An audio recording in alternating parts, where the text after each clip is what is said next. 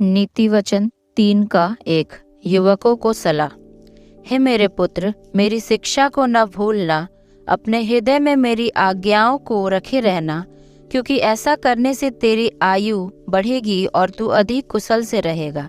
कृपा और सच्चाई तुझसे अलग न होने पाए, वरन उनको अपने गले का हार बनाना और अपने हृदय रूपी पटिया पर लिखना। तो तू परमेश्वर और मनुष्य दोनों का अनुग्रह पाएगा। तू अति बुद्धिमान होगा। तू अपनी समझ का सहारा न लेना, वरन संपूर्ण मन से यहोवा पर भरोसा रखना। उसी को स्मरण करके सब काम करना, तब वह तेरे लिए सीधा मार्ग निकालेगा। अपनी दृष्टि में बुद्धिमान न होना, यहोवा का भय मानना और बुराई से अलग रहना। ऐसा करने से तेरा शरीर भला चंगा और तेरी हड्डियां पुष्ट रहेंगी। अपनी संपत्ति के द्वारा और अपनी भूमि की सारी पहली उपज दे दे कर यहोवा की प्रतिष्ठा करना। इस प्रकार तेरे खत्ते भरे पूरे रहेंगे और तेरे रसकुंडों से नया दाख मधु उमड़ता रहेगा। हे मेरे पुत्र, यहोवा की शिक्षा से मुँह न मोड़ना, और जब वह तुझे डांटे तब तू बुरा न मानना, क्योंकि यहोवा जिससे प्रेम रखता है उसको डांटता है, जैसे कि बाप उस बेटे को जिसे वह अधिक चाहता है।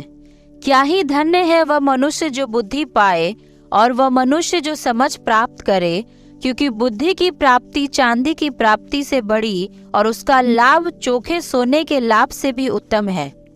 वह मूंगे से अधिक अनमोल है, और जितनी वस्तुओं की तू लालसा करता है उनमें से कोई भी उसके तुल्य न ठहरेगी। उसके दाहिने हाथ में दीर्घायु और उसके बाएं हाथ में धन और महिमा है।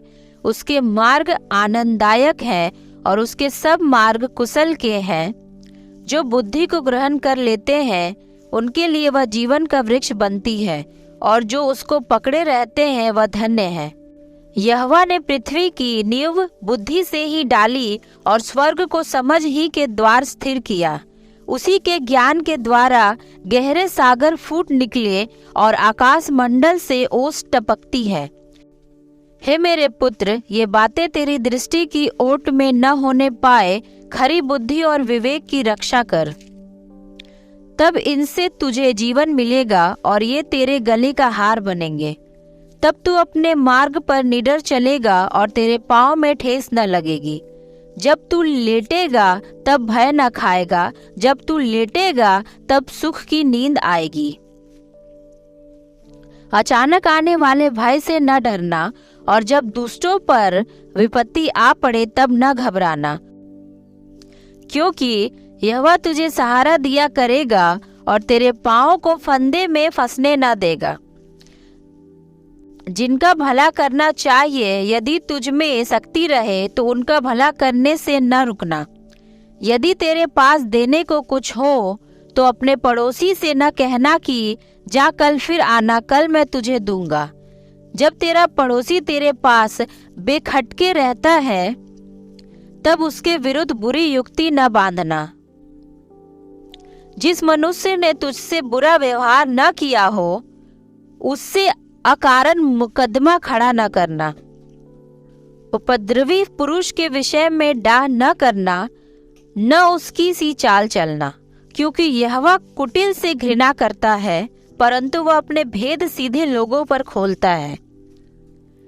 दुष्ट के घर पर यहोवा का साप और धर्मियों के वास स्थान पर उसकी आशीष होती है।